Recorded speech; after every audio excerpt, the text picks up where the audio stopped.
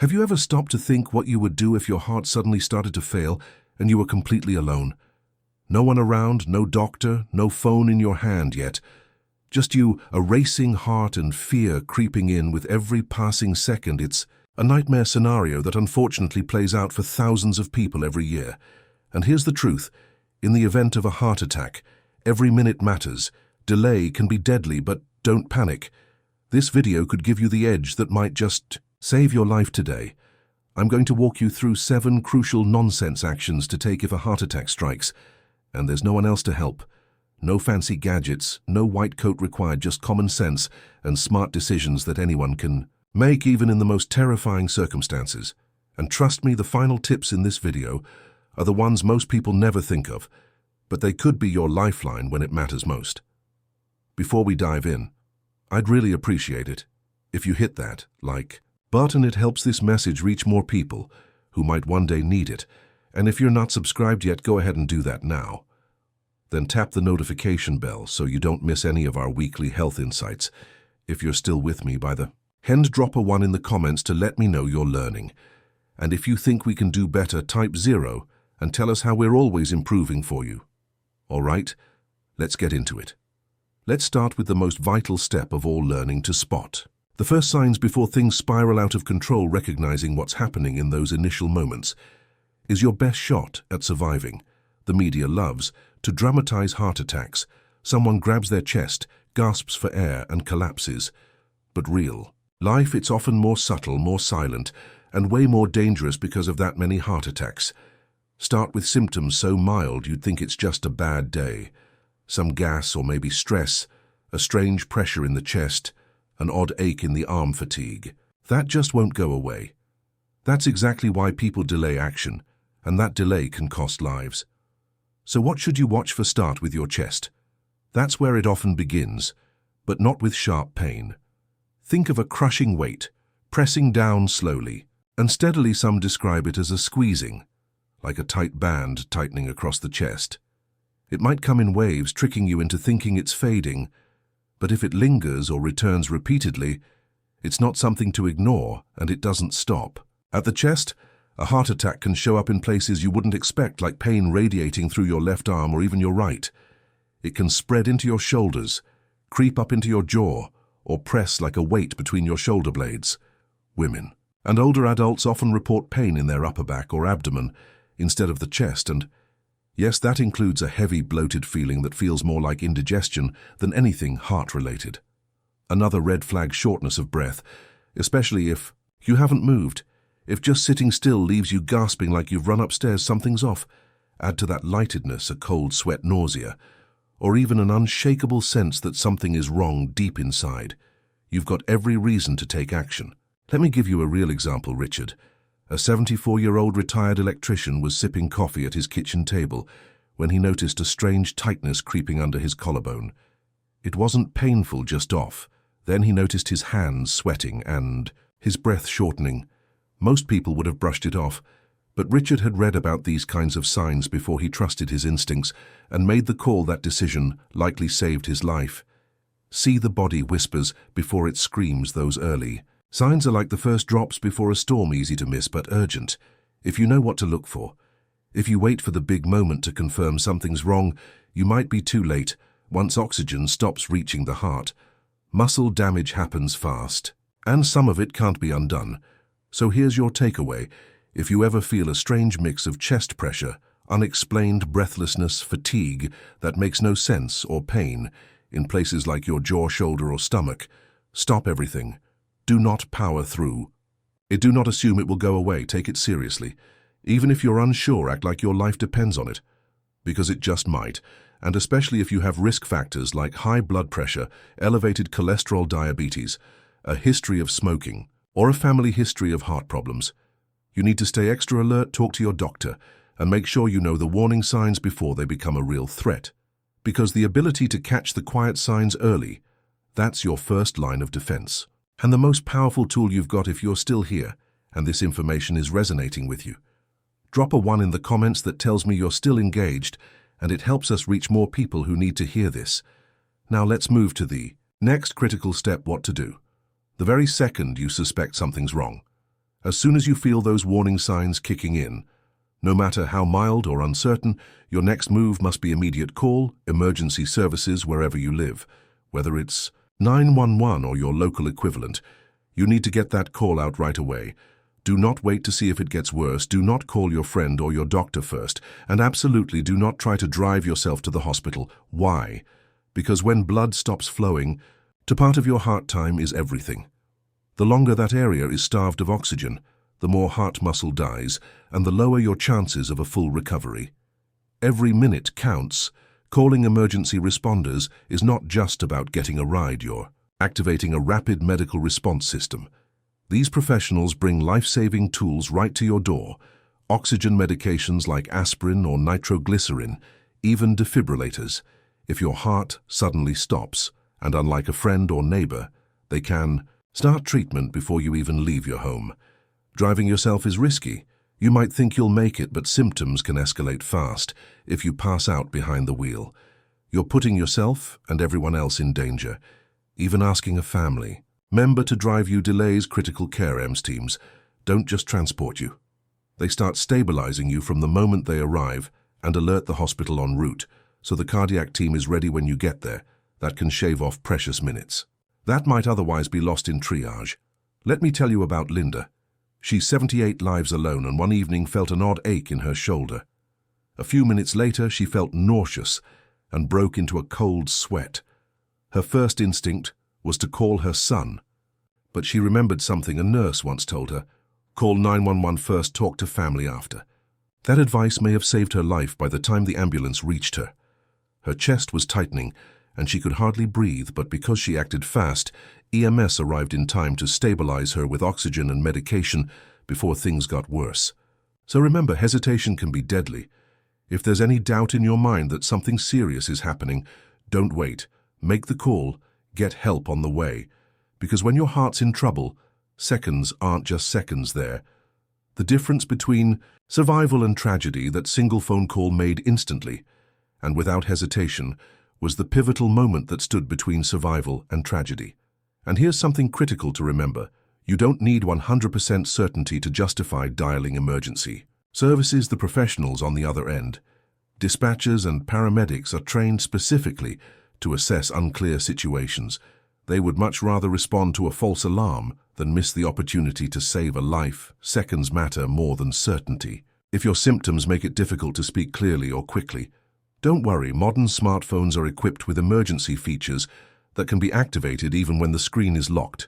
Whether it's an iPhone or Android, most allow for a few quick taps to call for help without needing a passcode. Take a moment today to learn how your phone's emergency system works. It's one of those little things that could make a huge difference, especially if you live alone or have a known heart condition. Some phones also let you store essential health information, like your medical conditions, allergies, or medications that first responders can see even without unlocking the device. This small act of preparedness can give paramedics the head start. They need to give you the right care right away. Want to be even more prepared? Create a visible, easily accessible list of emergency contacts, medications, and any chronic conditions. Post it in a spot paramedics are trained to check, like the side of your refrigerator near your front door, or taped to your nightstand if you live in an apartment, a building with a buzzer, or a gated community.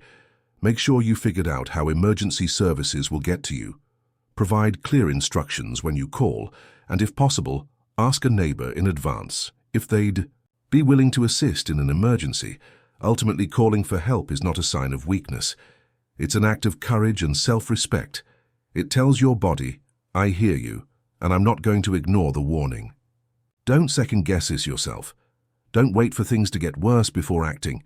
Trust your instincts. That first call can be the moment that changes everything. Now let's talk about the next move, one that's surprisingly simple, widely available, and scientifically backed to save lives: chewing aspirin. After you've called emergency services, the next most important thing you can do, if you're not allergic and haven't been told by a doctor to avoid it, is reach for a plain uncoded aspirin tablet and chew it slowly. Not swallow it, not crush it and mix it in water. Just chew it thoroughly and let it absorb while you sit calmly and wait for help. Why chewing? Because aspirin works as a fast-acting blood thinner, and time is everything. Heart attacks are usually caused by a clot that blocks one of the arteries feeding your heart muscle with oxygen-rich blood. That blockage causes damage, sometimes irreversible, but aspirin can help slow that clot's growth, and in some cases even reduce its size temporarily. That means more oxygen can keep flowing where it's needed, most giving your heart a fighting chance until the paramedics arrive. Chewing breaks the tablet into smaller particles, allowing it to dissolve faster and begin working more quickly. The active ingredient acetyl salicylic acid enters your bloodstream much faster this way than if you swallowed it. Whole studies show that blood-thinning effects can begin within minutes after chewing. Now, not all aspirin is created equal in this moment. If possible, use a regular uncoated immediate-release aspirin. 325 milligrams is ideal. Antic-coated or delayed-release versions are designed to go easy on your stomach, but they take longer to activate. If that's all you have, chew it. Anyway, in a life-or-death moment, fast absorption matters more than stomach comfort. Worried about taking it on an empty stomach? Normally, that's a valid concern, but in a heart attack scenario, the priority is saving heart tissue, not avoiding a little nausea. The risk of gastrointestinal irritation is real but small compared to the risk of losing precious minutes of blood flow to your heart. Let's make this practical. Keep aspirin in places you can reach fast: your nightstand, the bathroom cabinet, your car's glove box, your wallet, your purse. Make sure family members know where it is, especially if they live with you or check in on you often, and check expiration dates from time to time. Expired aspirin won't hurt you, but it might not work as effectively. Take Joe, for example, a 72-year-old retired teacher.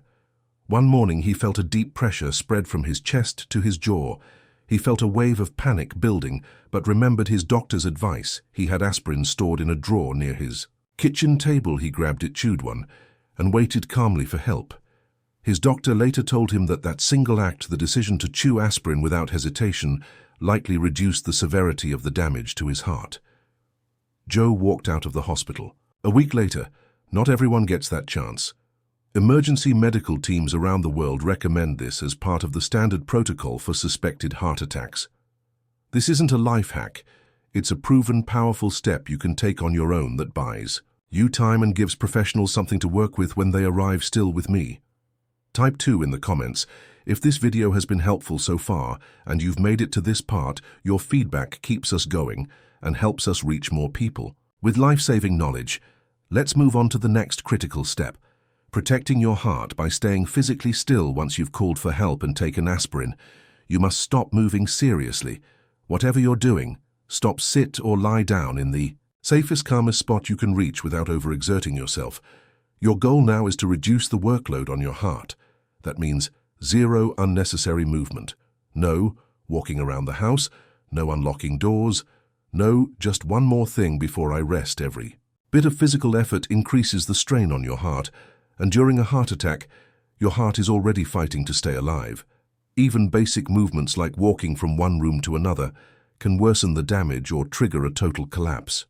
So what's the right position? Ideally, sit upright with your back supported against something solid, a wall, a sturdy chair or a headboard, and your feet flat on the ground. Keep your arms relaxed at your sides or in your lap. Don't cross your legs, don't hunch over. This upright posture helps keep blood flowing effectively without making your heart work over time. If you start to feel lightened or faint, which is common during a heart event, it's okay to lie down, but do so on your left side with your head elevated. Use a pillow or rolled-up towel. This helps maintain blood circulation and can reduce the chance of choking if nausea sets in or consciousness fades. Avoid lying flat on your back unless paramedics advise it. For many people, that position can make breathing more difficult or trigger further distress. Now, here's something you may not expect. It's normal to feel awkward, guilty, or even dramatic in this moment. You might worry that you're overreacting or that sitting still makes you lazy in an emergency. That mindset can be dangerous when it comes to heart attacks. Doing nothing is not weakness, it's wisdom. Your stillness is a strategic move. It slows your heart rate, reduces your oxygen demand, and gives your body a fighting chance to maintain stability. Alice, an 81-year-old grandmother, learned this firsthand. One morning while making breakfast, she felt an intense weight press across her chest. Sweat began to bead on her forehead. Her instinct: finish cooking, clean up, pull herself together. But she remembered her cardiologist's warning. If it feels like your heart, stop everything, sit, breathe, wait. She dropped everything, sat in her recliner, and focused on staying calm. That stillness likely kept her from collapsing or making her condition worse before help arrived. To make this easier in a crisis, think ahead. Identify places in your home where you can sit or lie down quickly. Keep those areas free of clutter. Put a soft pillow nearby. Preparation is peace. And when seconds count, you'll be glad you thought ahead, ready for the next step. Let me know by commenting 3 if this advice is making a difference for you. Your interaction helps this video reach more people who might one day need it. And now let's move forward to the next move that can quite literally extend your life when your heart is under attack. If you happen to be in a public space, when symptoms hit, finding a stable spot to rest becomes your next mission. Look for a bench, a sturdy wall to lean against, or even sit directly on the ground if necessary. What matters most is minimizing movement and conserving energy. Avoid flimsy chairs or stools without back support, as slouching forward can compress your chest and make breathing harder. The goal is to keep your posture upright, or at least semi-upright, which helps open your airways and reduces the strain on your heart and lungs. If you're surrounded by others, don't hesitate to speak up, ask for help, getting into a safe position. Let them know you may be having a heart attack so they can remain calm and support you.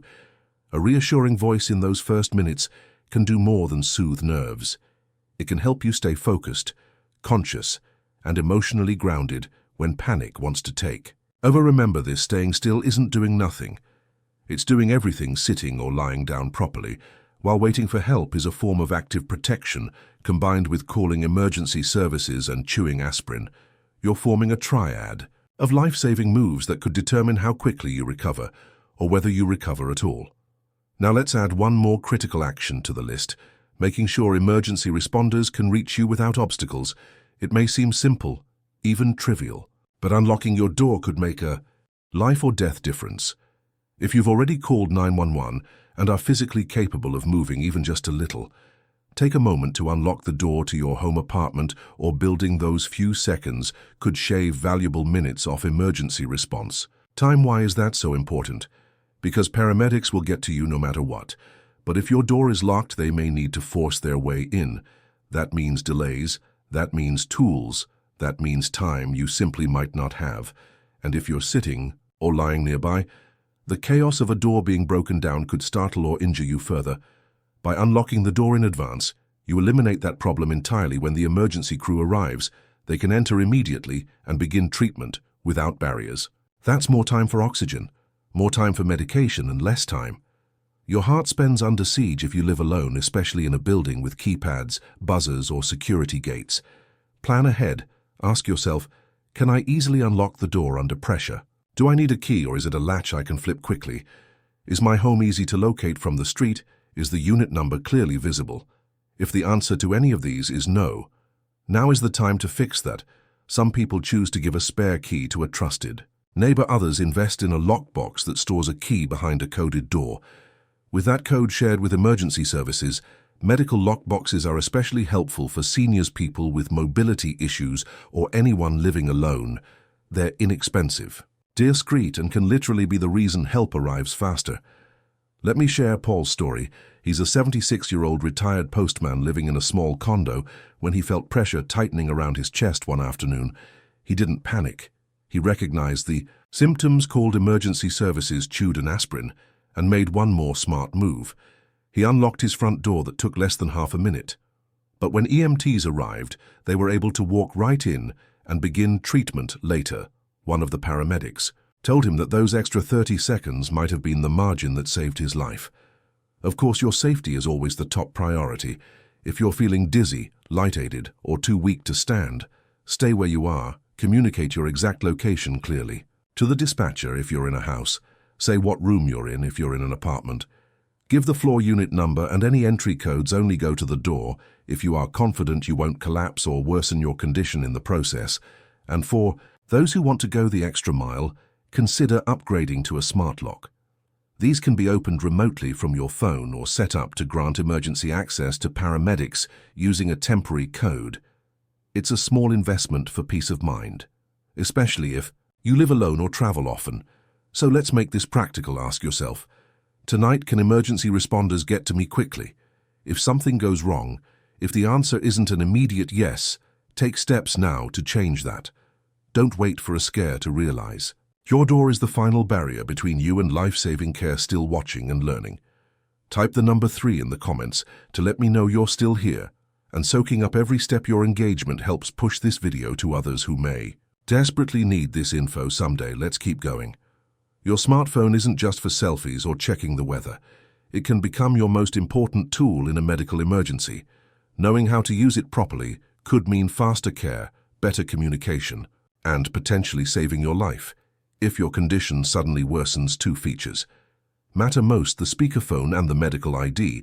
Let's start with the speakerphone. The moment you call for help, put your phone on speaker. Holding a phone up to your ear requires muscle tension, arm strength and coordination, things you may not have full control over if you're in pain, short of breath, or dizzy. Speaker phone gives you the ability to talk hands-free while keeping yourself still and conserving energy. It also allows you to lie down, sit comfortably, or support your body as needed, without sacrificing communication. Another benefit: if your condition declines during the call and you can no longer speak clearly, the dispatcher will still be able to hear background sounds, your breathing movement, or even silence. That information helps them assess your condition in real time and can guide how they instruct the arriving medical team. Now let's talk about the medical ID feature. This is one of the most underused but powerful tools available on modern smartphones. Whether you're using an iPhone or Android, there's a way to input critical medical details, conditions, allergies, medications, emergency contacts right into your lock screen. That means even if you're unconscious, responders can access that information without needing a password. You can set this up in under 5 minutes, and it could save hours of guesswork during a crisis. If you have heart disease, asthma, diabetes, or take medications like blood thinners, put it in there. If you're allergic to certain drugs or have a pacemaker, document it. This info can guide emergency treatment and even prevent dangerous errors. Take a moment after this video to activate your medical ID and test the emergency access features. It's simple, free, and potentially life-saving. Remember, in a crisis, your smartphone isn't a distraction. It's a command center. Use it wisely. If you're still with me, and this video is opening your eyes to steps you hadn't considered, drop a 4 in the comments. This conversation could be the wake-up call. Someone else needs to be ready too. When you're on speakerphone during a crisis, something powerful happens. Your voice isn't the only thing speaking. The dispatcher is trained to pick up on every sound: your breath, the tone of your voice, even the silence, a change in your breathing rhythm, a pause that lingers too long, or the absence of movement. They can all send critical signals. Those subtle cues alert dispatchers to how urgent the situation is, allowing them to prepare first responders with real-time context before they even reach your door.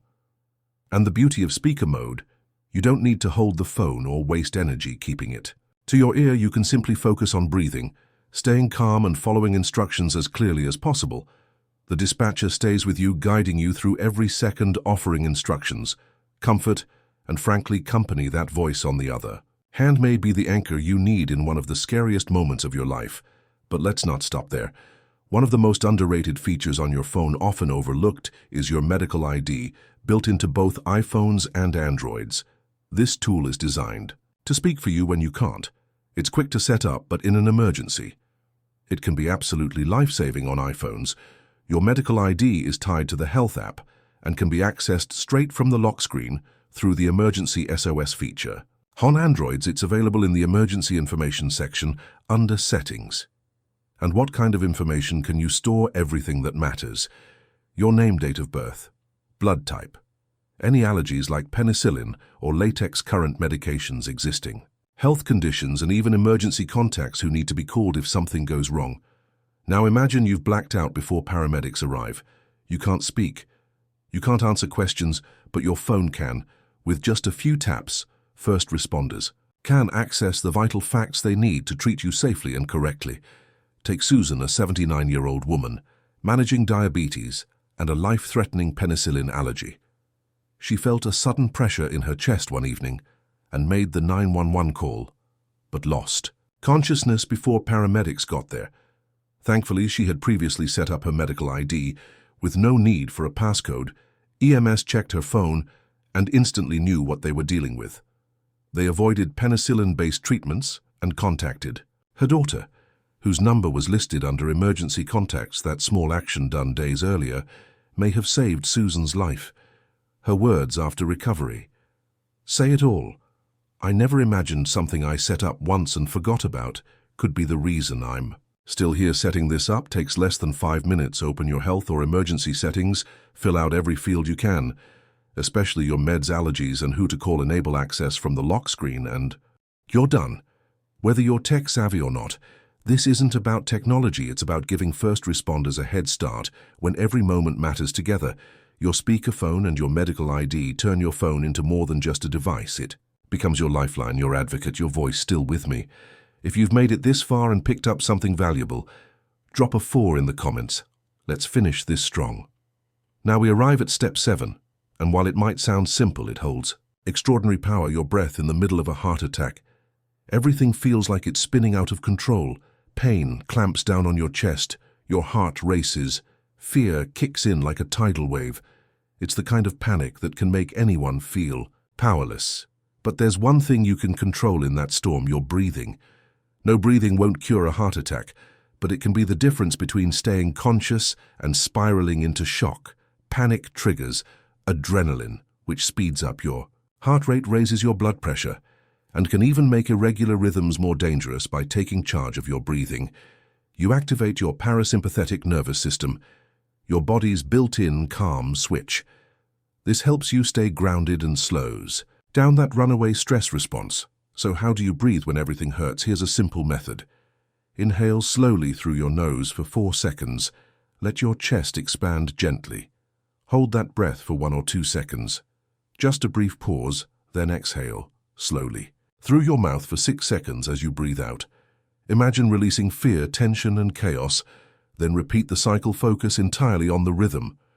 This technique, often called box breathing or diaphragmatic breathing, isn't about taking huge breaths. It's about calm, steady, intentional ones. It's not just a way to stay calm, it gives your brain something to focus on, besides pain or panic. Frank, an 83-year-old retired carpenter, experienced this firsthand. One morning, chest pain hit him hard, followed by a wave of nausea, and the sensation that he couldn't catch his breath. Terror set in, but then he remembered a simple breathing drill his cardiologist had taught him. He sat still, planted his feet, and started counting his breaths. 4 in, 6 out. Over and over. It didn't stop the attack, but it kept him calm, conscious, and stable, until the paramedics arrived later.